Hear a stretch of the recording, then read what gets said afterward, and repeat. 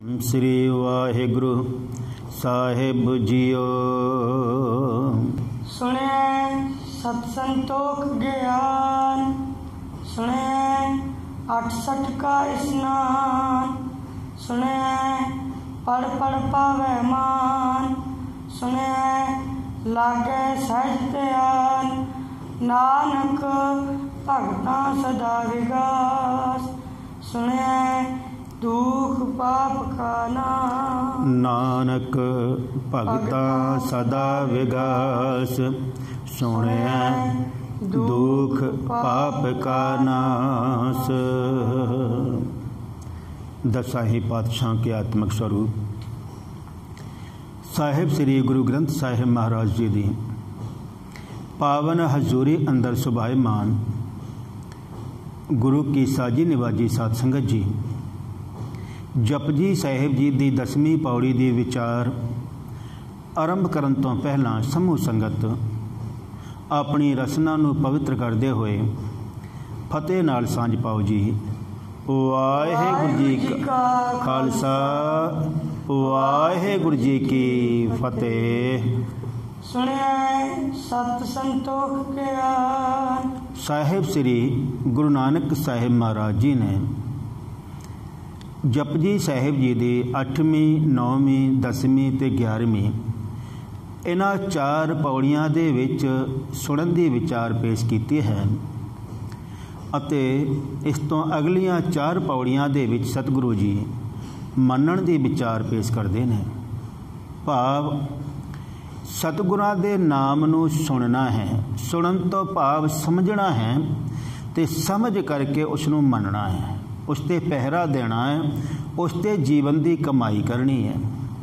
कई बारी वेखण विच आउंदा है कि गल तो सुन लेंदे आ पर समझते नहीं, फिर वो काम सिरे नहीं चढ़ता। जिवें क्लास दे विच अध्यापक पढ़ा रहा है, सारे विद्यार्थी लैसन नूं सुन रहे ने, जदों क्लास कंप्लीट होंदी है उस वेले फिर कुछ सिंह कुछ विद्यार्थी हथ खड़ा कर देंदे ने, गल मेरे समझ नहीं आई।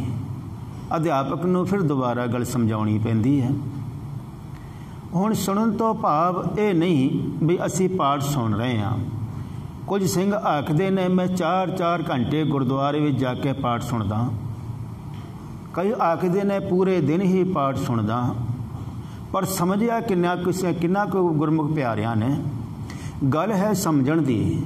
साहिब जी बचन कर रहे ने, ਜਿਹੜੇ उस अकाल पुरख वाहिगुरू प्रभु परमात्मा की सिफत सलाह नूं सुन लैंदे ने, सुन के समझ लैंदे ने, जिन्हां नूं समझ आ जाती है, उन्हां दे दुखां दा ते पापां दा नाश हो जाता है। उन्हां दे हिरदे विच हमेशा ही खिड़ाव बणिया रहिंदा है। साहिब जी रहमत कर रहे ने, नानक भगतां सदा विगास, उन्हां भगत जनां दे हिरदे विच हमेशा खिड़ाव बनिया रहिंदा है। उन्हां दे हिरदे दे अंदर दुखां दा अते पापां दा नाश हो जाता है। मनुख बड़ा धन कमाउंदा है, बड़ा पैसा कमाउंदा है सुख नूं प्राप्त करन लई। सुख के हेत बहुत दुख पावत, सेव करत जन जन की। वो लोकां दियां सेवा करदा है, तरले करदा है, गिड़गिड़ाउंदा है और बहुत सारे तरीक़िਆਂ दे नाल धन कमाउंदा है। और धन कमाउंदे कई बारी बंदे दे अंदर इन्ना हंकार भी हो जाता है, मेरे कोल इन्नी प्रॉपर्टी है, इन्ना धन है, इन्ना पैसा है। वो फिर बंदे नूं बंदा नहीं समझदा। गुरु साहिब जी आखदे ने, धन कमाउण नाल, धन इकट्ठा करन दे नाल मन दा सुख नहीं प्राप्त हुंदा। मनुख पहाड़ां ते जाके सोहणे सोहणे महल उसार लैंदा है, सोहणे सोहणे महल की उसारी करता है, पर उन्हां महलों के अंदर भी कई बारी सुख नहीं मिलता, मन बड़ा बेचैन रहता है। क्योंकि जिहड़े विषय विकार ने वो नाल ही बंदे दे तुरदे हन। अवर पंच हम एक जना, क्यों राखों घर बार मना, मार है लूट है नीत नीत, किस आगे करी पुकार जना। जिहड़े 5 चोर ने अमृत नूं लुटदे हन, रोज़ मारकूट करते ने, किस दे अगे पुकार करा। तो साहिब जी बचन कर रहे ने कि तू उस अकाल पुरख वाहिगुरू की बंदगी दे विच जुड़, प्रभु की सिफत सलाह सुन, दुख रोग संताप उतरे सोहनी सच्ची बाणी। जिहड़े तिन्ने ताप ने, 5 विषय विकार ने, बाणी सुनन दे नाल जदों बाणी हिरदे विच टिक जाती है, बाणी दी समझ आउंदी है, फिर सारे ही दुखों कलेशां तो निवृत्ति मिल जाती है। ये सारे दुख कलेश दूर हो जाते हैं, क्योंकि मन दे अंदर संतोख आ जाता है, मन दे अंदर सिमरन आ जाता है। दया धर्म ये जिहड़े रब्बी गुण ने अंदर टिक जाते हैं, तो मन टिकाव विच आ जाता है। कहते वो भगत जन हमेशा खिड़ाव विच रहिंदे ने, खुशी खुशी अपना जीवन बतीत करते हैं। साहिब जी रहमत कर रहे हैं गुरु नानक साहिब महाराज इस जपजी साहिब जी की 10वीं पौड़ी दे विच सुने सत संतोख ज्ञान। सत आखदे ने दान नूं, भाव अकाल पुरख वाहिगुरू दा सिमरन सुनन दे नाल, इस सुनन दी बरकत दे नाल मनुख दे विच कुछ देण दी इच्छा आ जाती है, देण दी शक्ति आ जाती है। हुण एक बच्चा है, उसदे कोल सिर्फ लैण दी वृत्ति है, देण दी नहीं। देण वाले गुण उसदे कोल नहीं आए। जे बच्चे कोलों मंग लईए भी तेरे कोल बहुत सोहना खिडौना है, ये नाल दूसरे बच्चे नूं दे दे, तो बच्चा की करेगा? उस खिडौने नूं तोड़ देवेगा, लेकिन वो देगा नहीं, क्योंकि देण दी वृत्ति उसदे कोल अजे नहीं है। इसी तरह जिहड़े हंकारी मनुख ने, विकारी मनुख ने, उन्हां दे कोल देण दी वृत्ति नहीं। जदों कोई बंदा जोग धारण करता है तो उसनूं लोकां दे घर जाके पहले मंगना पैंदा है, पर गुरु साहिब जी कहते हैं इत्थे मंगण दी लोड़ नहीं। इत्थे गुरु साहिब जी देना सिखाउंदे ने, देण दी वृत्ति सिखाउंदे ने। जदों मनुख गुरु दा शब्द धारण कर लैंदा है तो गुरु साहिब जी दे उस शब्द की शक्ति के द्वारा वो दानी बन जाता है। गुरु साहिब जी ने सीस मंगया तो पिछे नहीं हटे, क्योंकि देण दी वृत्ति आ गई है। धर्म दे खातर वंद वंद कटा दिते, खोपड़ियां लुआ दित्तियां, चरखियां ते चढ़ गए, क्योंकि देण दी वृत्ति आ गई। गुरु दा सिख कदे भिखारी नहीं बनता। गुरु दा सिख जिहड़ा है वो दानी है। अज वेखो कित्थे कित्थे जाके किन्ने थावां ते गुरु दे प्यारे लंगर चला रहे हैं, होर बहुत सारियां मदद कर रहे हैं, क्योंकि ये वृत्ति बाणी दे सदका, बाणी की ताकत के द्वारा आउंदी है। केवल गुरु दा सिख एको दर ते मंगदा है, सतगुरां दे दर ते याचना करता है, क्योंकि हम भीखक भिखारी तेरे, तू सतगुर है दाता। दाता केवल एक अकाल पुरख वाहिगुरू है, बाकी सारे उसके दर दे भिखारी हैं। लेकिन कई बारी संसार दे विच मनुख आके दाता बन जाता है। साहिब जी रहमत कर रहे हैं कि हे भाई, दुनिया दे कोलों नहीं मंगना। मनुख की करता है? तिसै त्याग अन्न को जाचै, मुख दंत रसन सगल कस जावत। रे मन मूड़ सिमर सुखदाता, नानक दास तुझे समझावत। कि उस मालिक ने तेनू बादशाह बनाया है, तेनू शहंशाह बनाया है, तो तू संसार के लोगों कोलों मंगदा फिरदा है। हे भाई, दाता वो अकाल पुरख वाहिगुरू प्रभु परमात्मा है। उसके दर ते की मंगना है? मांगना मांगन नी का, हर जस गुरते मांगना। तो साहिब जी रहमत कर रहे हैं, तो अकाल पुरख वाहिगुरू प्रभु परमात्मा के नाम नूं सुन, ते नाम नूं सुनन दे नाल तेरे अंदर देण दी वृत्ति आ जाएगी। तू लोकां दे कोलों फिर हथ नहीं अडेगा, लोकां दे कोल नक नहीं रगड़ेगा। ते नाम दी ताकत दे नाल जदों गुरु दे शब्द नूं मनुख सुनदा है, तो उसकी देण दी वृत्ति, देण दी अवस्था बन जाती है, तो वह बंदा संतोखी हो जाता है। जिहड़ा मनुख नाम नहीं सिमरदा, नाम नहीं सुनदा, बाणी नूं हिरदे विच नहीं टिकाउंदा, वह मनुख तृष्णालु है। जिवें अग जिहड़ी वो नहीं तड़पदी, जिन्नियां लकड़ां पाई जाओ अग बलदी जाएगी। कहंदे इसी तरह जिहड़ी तृष्णा दी भुख है वो कदे हटदी नहीं। ये कदों खत्म होंदी है? जदों सतगुरु जी आप मेहर करते हैं, बख्शिश करते हैं।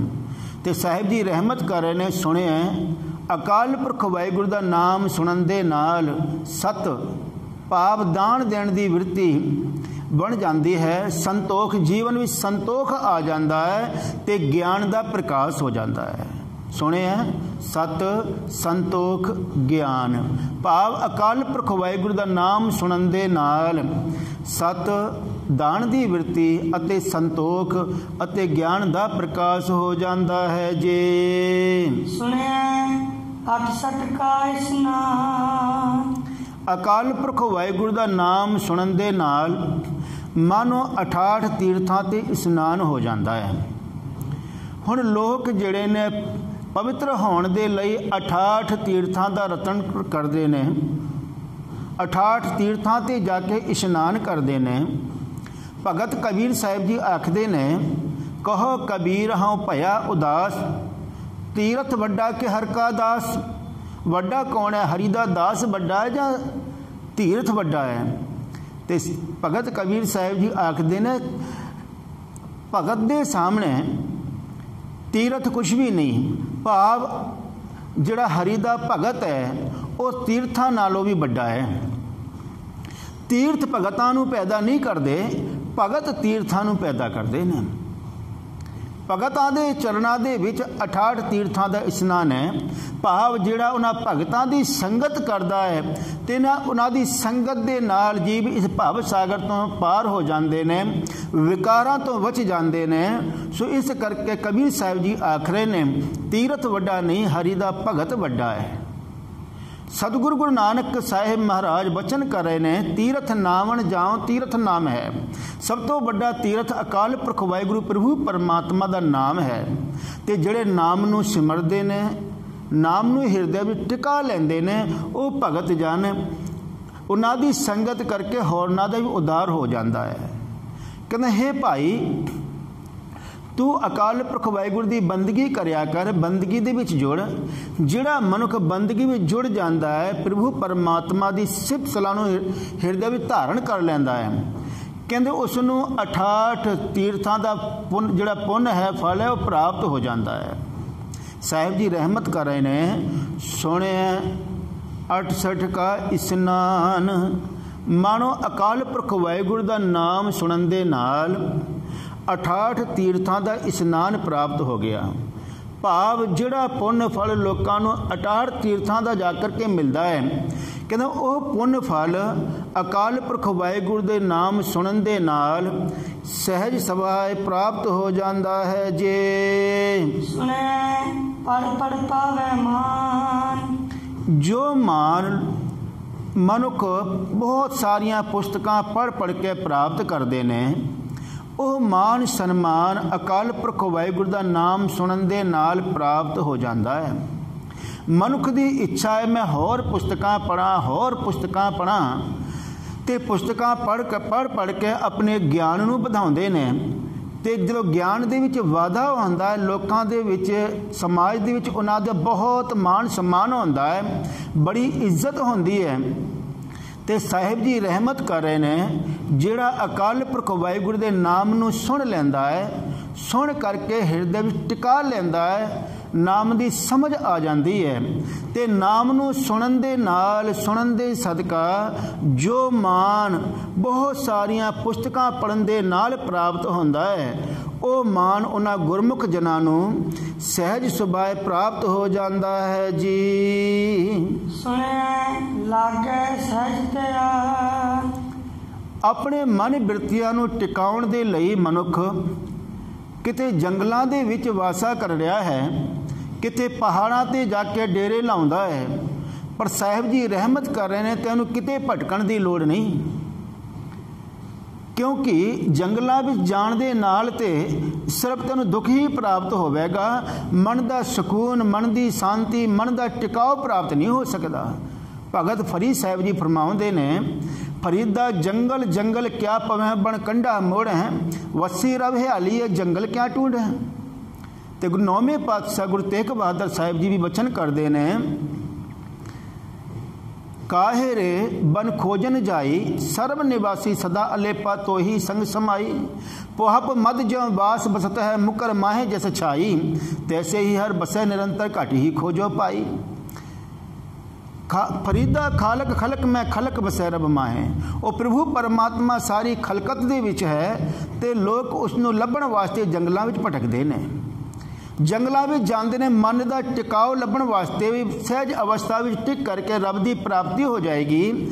ਤੇ ਸਾਹਿਬ ਜੀ ਰਹਿਮਤ ਕਰ ਰਹੇ ਨੇ ਕਿ ਤੈਨੂੰ ਕਿਤੇ ਭਟਕਣ ਦੀ ਲੋੜ ਨਹੀਂ। ਮਨ ਦਾ ਟਿਕਾਓ ਸਹਿਜ ਸੁਭਾਅ ਪ੍ਰਾਪਤ ਹੋ ਜਾਏਗਾ ਜਦੋਂ ਤੂੰ ਸਤਿਗੁਰਾਂ ਦੇ ਨਾਮ ਨੂੰ ਸੁਣ ਕਰਕੇ ਹਿਰਦੇ ਵਿੱਚ ਟਿਕਾ ਲਵੇਗਾ। ਸਾਹਿਬ ਜੀ ਰਹਿਮਤ ਕਰ ਰਹੇ ਨੇ, ਸੁਣਿਆ ਅਕਾਲ ਪੁਰਖ ਵਾਹਿਗੁਰੂ ਦਾ ਨਾਮ ਸੁਣਨ ਦੇ ਨਾਲ, ਅਕਾਲ ਪੁਰਖ ਵਾਹਿਗੁਰੂ ਦੇ ਨਾਮ ਵਿੱਚ ਸੁਰਤ ਟਿਕਾਉਣ ਦੇ ਨਾਲ ਲਾਗੇ ਸਹਿਜ ਧਿਆਨ। ਤੇਰਾ ਜਿਹੜਾ ਧਿਆਨ ਹੈ ਉਹ ਸਹਿਜ ਅਵਸਥਾ ਵਿੱਚ ਟਿਕ ਜਾਏਗਾ। ਤੇਰਾ ਧਿਆਨ ਪਰਮਾਤਮਾ ਦੇ ਚਰਨਾਂ ਵਿੱਚ ਟਿਕ ਜਾਏਗਾ। ਸਹਿਜ ਅਵਸਥਾ ਤੈਨੂੰ ਪ੍ਰਾਪਤ ਹੋ ਜਾਵੇਗੀ।